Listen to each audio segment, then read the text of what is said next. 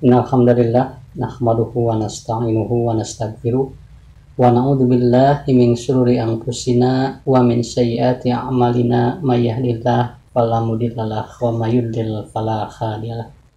Asyhadu an la ilaha illallah wahdahu la syarikalah wa asyhadu anna Muhammadan abduhu wa rasuluh.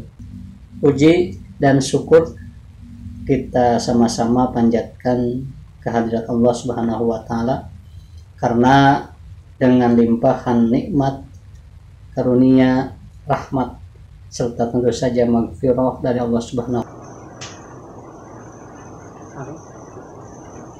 Sebelum melanjutkan menonton dan mendengarkan video ini, alangkah baiknya ikhwatul iman untuk mengklik tanda share dan like supaya bisa lebih luas diketahui dan bermanfaat. Sebelum melanjutkan menonton dan mendengarkan video ini, alangkah baiknya ikhwatul iman untuk mengklik tanda share dan like supaya bisa lebih luas diketahui dan bermanfaat terhadap orang banyak.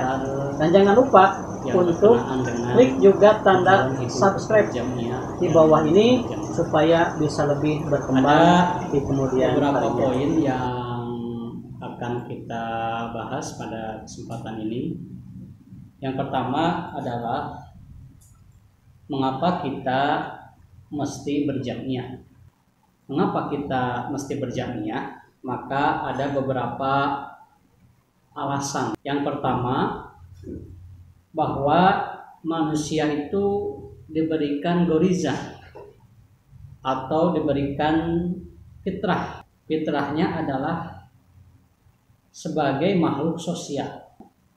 Maka tentunya manusia itu hidupnya tidak bisa sendiri. Pasti manusia membutuhkan kerjasama, membutuhkan pertolongan, termasuk membutuhkan hidup bersama manusia yang lain. Bahkan di dalam Al-Quran surat Al-Hujurat ayat 13, dengan tegas Allah menyatakan, Ya ayyuhan nasu inna khalaqnakum min dzakari wa unsa wa ja'alnakum syu'uban wa qabaila lita'arufu. Inna akramakum indallahi atqakum. Akan digambarkan dalam ayat tersebut wa qabaila, syu'uban wa qabaila, yaitu bersuku-suku dan berbangsa-bangsa.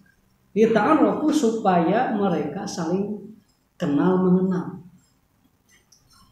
Dan ternyata kemuliaan seorang manusia itu tidak dilihat dari harta kekayaannya, tidak dilihat dari pangkat dan jabatannya, juga tidak dilihat dari kedudukan, ketampanan dan kecantikannya.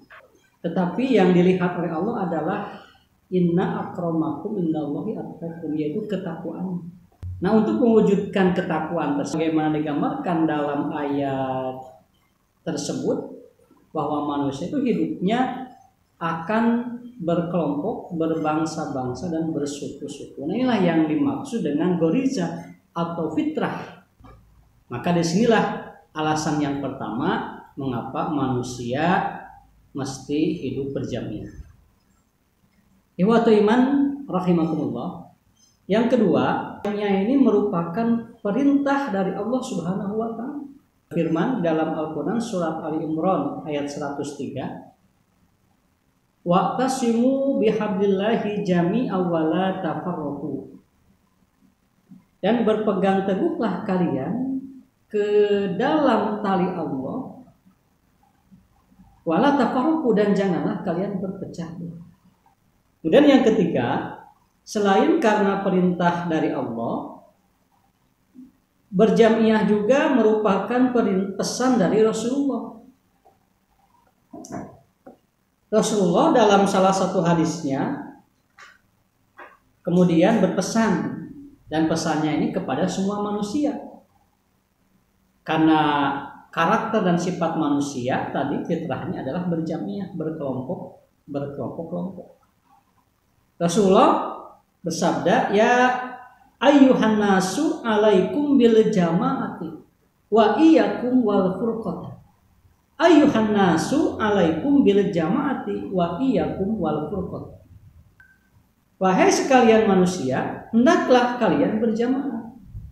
Hati-hatilah terhadap perpecahan. Sampai 2 kali Rasulullah mengungkapkan kalimat yang sama.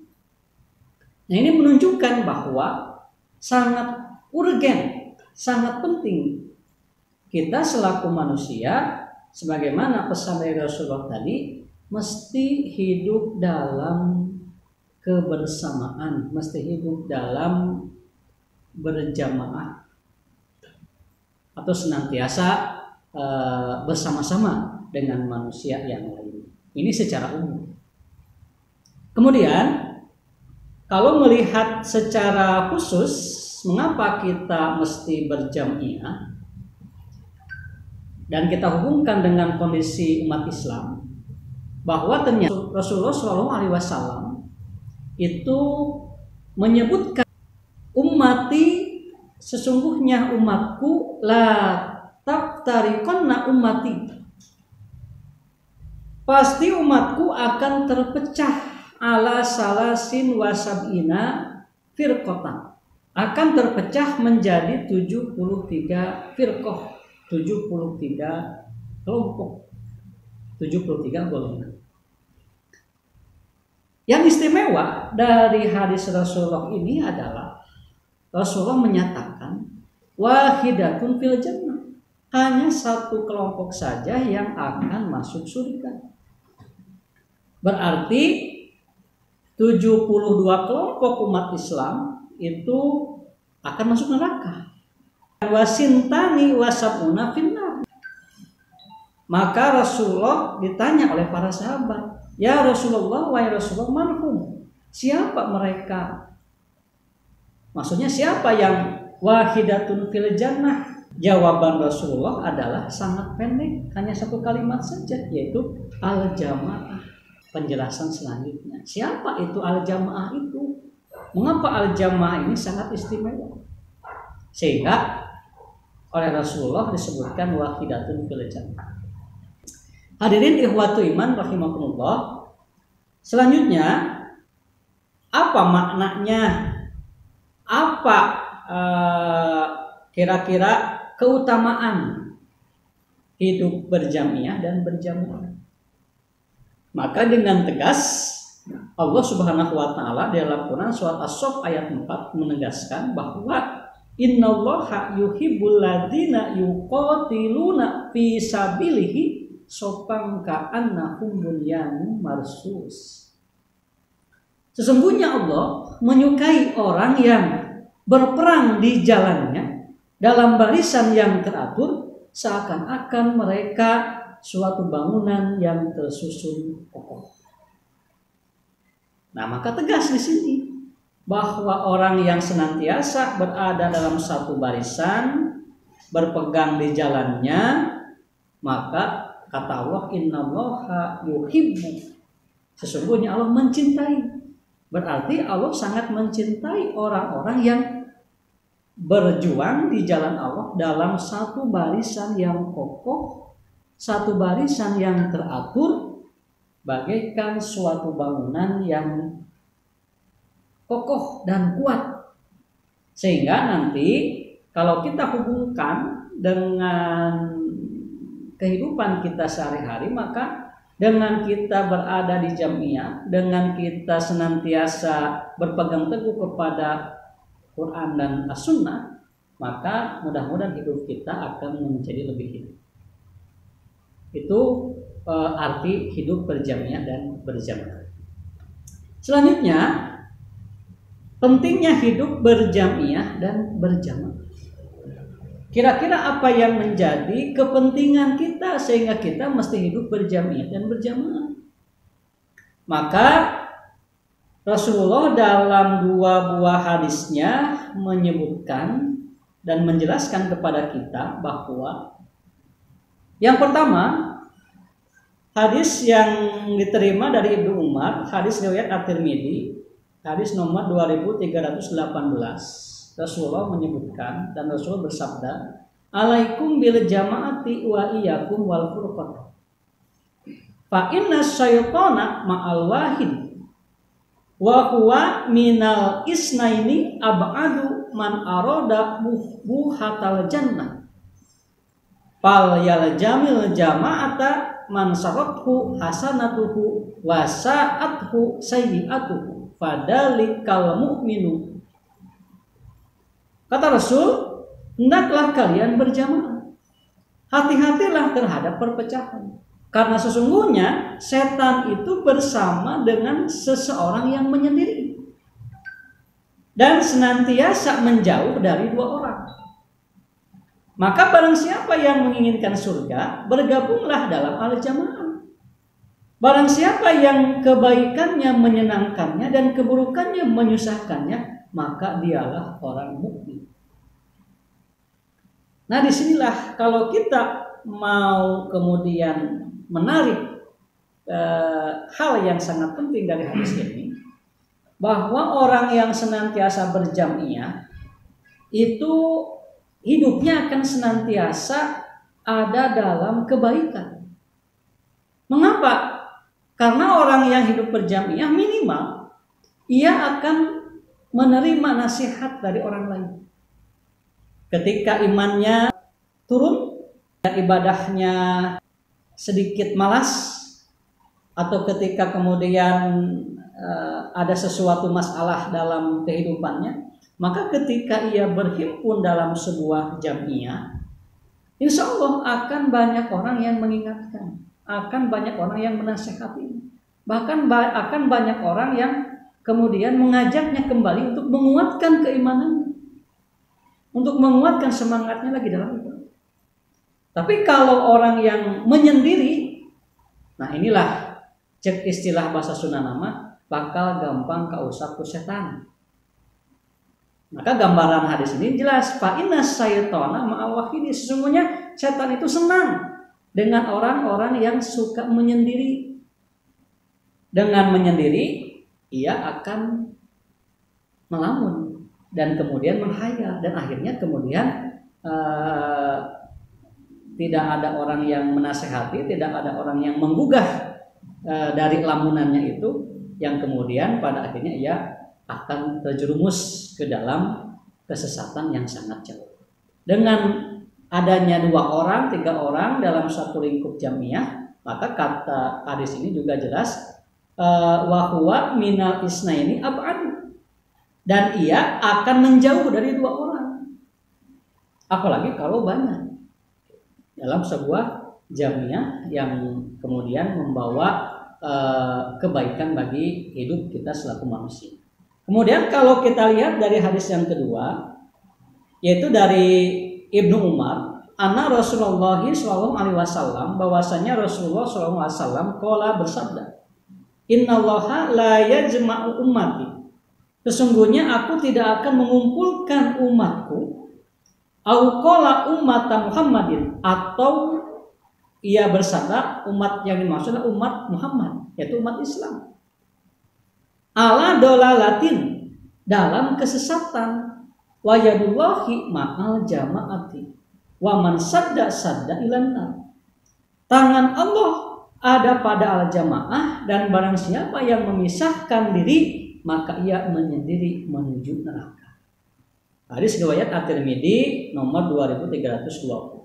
Dari hadis yang kedua ini, arti pentingnya hidup berjamiah adalah bahwa kita akan terhindar dari perkara-perkara yang akan menyesatkan kehidupan kita, baik dalam segi akidah, dalam segi ibadah, juga dalam segi muamalah.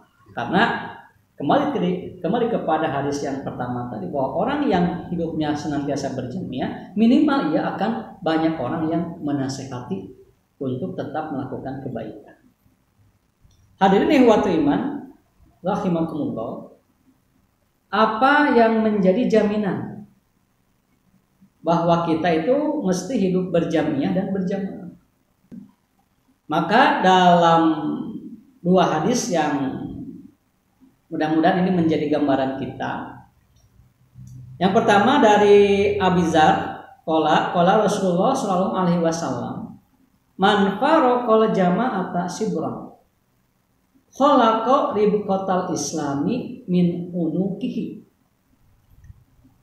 Barang siapa yang memisahkan diri dari al-jamaah walaupun sejengkal, maka ia telah melepaskan Islam dari tengkuk. Jaminannya adalah bahwa ketika kita tetap berada dalam jamiah, maka ia akan berada dalam pertahanan atau ia akan mampu mempertahankan Islam sebagai agama. Kalau orang yang tetap berada dalam jamiah, maka ia akan menguatkan keislaman dalam diri. Nah, inilah jaminan yang dikemukakan oleh Rasulullah tentang pentingnya hidup berjamiah dan berjamaah. Kemudian kalau kita melihat hadis yang kedua, man ra'a min amirihi syai'an yakrahuhu fala yasbir alaihi fa innahu man faraqal jama'ata sibron famata illa mata mitatan jahiliyah. Rasulullah dalam hadis ini menjelaskan pada kita, barang siapa yang melihat sesuatu yang tidak disukai dari pemimpinnya, maka bersabarlah atasnya. Karena sesungguhnya yang keluar dari al-jamaah itu walaupun sejengkal terus ia mati, maka kata Rasul, ia mati, gambarannya ia mati seperti matinya dalam keadaan jahiliyah. Itu yang bisa kita ambil dari dua hadis yang berkenaan dengan jaminan hidup berjamiah dan berjamaah. Hadirin waktu iman yang dimuliakan oleh Allah Subhanahu wa taala. Juga kita kemudian dihadapkan pada sebuah kalimat yang mana kalimat ini sangat penting kita perhatikan, yaitu berkenaan dengan arti dari al-jamaah. Maka al-jamaah yang dimaksud dalam beberapa penjelasan Rasulullah, jamaah itu adalah bisa dilihat dari dua dimensi. Yang pertama, al-jamaah dilihat dari dimensi ajaran. Apa dimensi ajaran dari al-jamaah itu? Maka Rasulullah menyebutkan ma'ana alaihi wa ashabihi. Yang dimaksud dengan al-jamaah itu adalah apa-apa yang ada pada diriku, kata Rasul, dan diri sahabatku. Maksudnya berpegang teguh kepada apa yang dipegang teguh oleh Nabi Muhammad SAW dan para sahabatnya. Apa? Yaitu Al-Quran dan As-Sunnah. Maka dalam istilah lain, al-jamaah itu disebut firqatun najiyah, firqah yang selamat. Siapa firqah yang selamat? Itu tadi, firqah yang berpegang teguh atau satu kelompok, satu umat yang berpegang teguh kepada Al-Quran dan As-Sunnah, yang mengikuti sunnah-sunnah Rasulullah dan juga yang dilakukan oleh para sahabat Rasulullah. Nah, inilah al-jamaah kalau dilihat dari dimensi ajaran. Kalau hanya dilihat dari dimensi ajaran, maka cukup bahwa arti al-jamaah itu walaupun satu orang itu bisa disebut al-jamaah selama ia berpegang teguh kepada Al-Quran dan Sunnah. Oleh karena itu maka yang kedua yang harus berdimensi imamah, yaitu berdimensi kepemimpinan. Artinya penegakan Quran dan Sunnah itu harus dibangun oleh sebuah umat, oleh sekelompok orang. Makanya dalam kelompok orang itu, dalam sebuah umat itu ada imamah, ada kepemimpinan. Allah Subhanahu wa taala dalam Quran surat Al-Imran ayat 104 menyebutkan, "Wa takum minkum ummatun yad'una ilal khairi wa ya'muruna bil ma'rufi wa yanhauna 'anil munkar wa ulaika humul muflihun." Bahwa hendaklah ada di antara kamu sekalian umat atau segolongan umat yang menyeru kepada kebaikan, ta'muruna bil ma'rufi wa tanhauna 'anil munkar, memerintahkan kepada yang ma'ruf dan mencegah dari kemunkar. Umar bin Khattab menjelaskan dengan beberapa kalimat akan pentingnya imamah ini. Kata Umar bin Khattab, innal islama la islama illa bil jamaati. Tidak ada Islam kecuali dengan berjamaah. Jamaah yaitu Al-Qur'an dan As-Sunnah. Tapi kata Umar, wala jama'ata illa bil imamati, dan tidak ada al-jamaah kecuali dengan adanya imamah, adanya kepemimpinan. Berarti menegakkan Quran Sunnah harus ada imamah, dimensi imamah, ada kepemimpinan. Kemudian yang ketiga juga, wala imamata illa bil imamati, tidak akan ada kepemimpinan, tidak akan ada imamah kecuali dengan ketaatan. Nah, 3 poin inilah yang kemudian menguatkan kita bahwa ketika kita memasuki jamiah, maka ikutilah jamiah yang berwawasan al-jamaah, yaitu 1, memiliki dimensi ajarannya ma'ana alaihi wasallam, berpegang teguh kepada apa yang ada pada diri Nabi dan apa yang ada pada diri sahabat Nabi. Yang kedua, bahwa dalam al-jamaah juga harus ada sebuah pemimpin, sebuah imam, seorang imam yang kita taati untuk mengarahkan kita kepada kebaikan dan kebenaran. Nah, kemudian kalau kita hubungkan dengan wadah jamiah Persatuan Islam beserta dengan otonomnya, baik itu Persistri, kemudian Pemuda Persis, kemudian Pemudi Persis, Hima Persis, Himi Persis, dan sampai kepada umat di bawah, bahwa kira-kira Persatuan Islam memenuhi kriteria jamiah yang berwawasan al-jamaah atau tidak. Maka untuk mengetahui itu perlu kita memahami apa yang menjadi rujukan berjamiah dalam wadah Persatuan Islam, termasuk dengan otonominya ke bawah. Maka kalau kita lihat pertama dari asas atau asas Persatuan Islam ini, yaitu asasnya berasaskan Islam. Yang kedua, kalau kita lihat dari segi tujuan jamiah Persatuan Islam ini termasuk dengan badan otonominya, yaitu terlaksananya syariat Islam berlandaskan Al-Quran dan As-Sunnah secara kafah dalam segala aspek kehidupan. Nah, berarti dimensi ajarannya berdasarkan Quran dan Sunnah, melaksanakan syariat Islam dalam semua aspek kehidupan berdasarkan Quran dan As-Sunnah. Maka dimensi ajaran sudah kita penuhi, sudah terpenuhi oleh jamiah ini, tujuannya jelas sesuai dengan keyakinan yang ada di Persatuan Islam. Kemudian kalau kita lihat dari bentuk jamiah ini adalah bunyan marsus, hidup berjamaah, berimamah dan berimarah seperti dicontohkan oleh Rasulullah. Tegas, hidup berjamaah, berimamah dan berimarah sebagaimana yang dicontohkan oleh Rasulullah. Ikhwat iman yang dimuliakan Allah Subhanahu wa taala, selanjutnya kita melihat kepada program jihad. Program jihad dari Jamiah Persatuan Islam ini berikut otonominya adalah mengembangkan dan memberdayakan potensi jamiah demi terwujudnya jamiah sebagai suratun musyawaratun anal Islam wa hikmatuhul asma. Sangat tegas, sangat jelas bahwa ingin sebagai jamiah atau ingin sebagai gambaran masyarakat Islam, sebagaimana gambaran masyarakat Islam pada masa Rasulullah dan para sahabat di Madinah. Bagaimana pelaksanaan syariat Islam begitu sempurna dilakukan atau dilaksanakan oleh Rasulullah dan para sahabatnya waktu itu di Madinah. Maka jamiah ini pun dari mulai asas, kemudian bentuk, kemudian tujuan, sampai kepada program jihad. Nah, bagaimana agar jamiah ini menjadi miniatur masyarakat Islam yang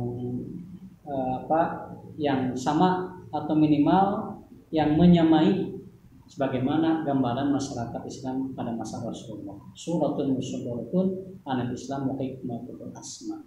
Inilah 4 poin yang saya kira memenuhi syarat sebagai jamiah yang berwawasan jamaah. Kemudian waktu iman yang Allah muliakan, kira-kira apa tujuannya kita memasuki jamiah persatuan Islam? Maka yang pertama, agar hidup kita lebih terarah dan teratur. Itu tujuannya. Dengan kita berhimpun di jamiah, kemudian kita melaksanakan Quran Sunnah sebagaimana yang dicontohkan oleh Rasulullah, maka insya Allah hidup kita akan menjadi hidup yang ada dalam keterarahan dan keteraturan. Bahkan mungkin akan terbebas dari ketersesatan dan upaya penyesatan dari manusia yang lain. Kemudian yang kedua, tujuannya adalah mempertebal kekuatan pendidikan dan dakwah. Nah, ketika kita berhimpun dalam jamiah persatuan Islam, karena kita punya pimpinan, punya imamah, mulai dari atas, dari pimpinan pusat, dari pimpinan wilayah, dari pimpinan daerah sampai kepada pimpinan jemaah, maka di sanalah kemudian dibentuk, diarahkan supaya anggota yang masuk kepada jamiah persatuan Islam ini ia bisa memperkuat kekuatan pendidikan dan dakwah. Karena pendidikan dan dakwah ini adalah 2 garapan yang sangat penting dalam jamiah persatuan Islam ini. Pendidikan melalui lembaga-lembaga kepesantrenan, kemudian dakwah melalui pengkajian, diskusi, seminar, yang tentu saja semuanya ingin mengarahkan umat atau anggota ini ke dalam gambaran tadi suratul musyaddaratun al-Islam wa hikmatul asma. Kemudian yang ketiga, saja sebagai wadah silaturahmi. Silaturahmi ini bukan hanya saling kirim makanan, saling kirim barang, saling bersalam-salaman, tapi silaturahmi di sini adalah menyambungkan kebaikan, menyambungkan nasihat, mengarahkan orang lain ke jalan yang benar, menuntun orang lain, membimbing orang lain supaya beribadah yang benar, berakidah yang benar, bermuamalah yang benar. Itu juga bagian dari sarana silaturahmi. Bahkan itulah yang sangat penting dalam kaitannya silaturahmi. Maka ketika kita berhimpun di jamiah, maka insya Allah kita akan senantiasa bersilaturahmi dengan orang lain dalam kebaikan dan dalam nasihat yang baik. Kemudian yang keempat, ta'awun 'alal birri wat taqwa. Saling tolong menolong dalam kebaikan dan takwa. Bukan ta'awanu 'alal ismi wal udwan. Bukan tolong menolong dalam kejahatan dan permusuhan. Manusia mempunyai kelebihan dan kekurangan. Maka tujuan kita hidup berjamiah adalah bagaimana agar orang yang punya kelebihan itu ikhlas memberikan kelebihannya kepada orang lain yang kekurangan.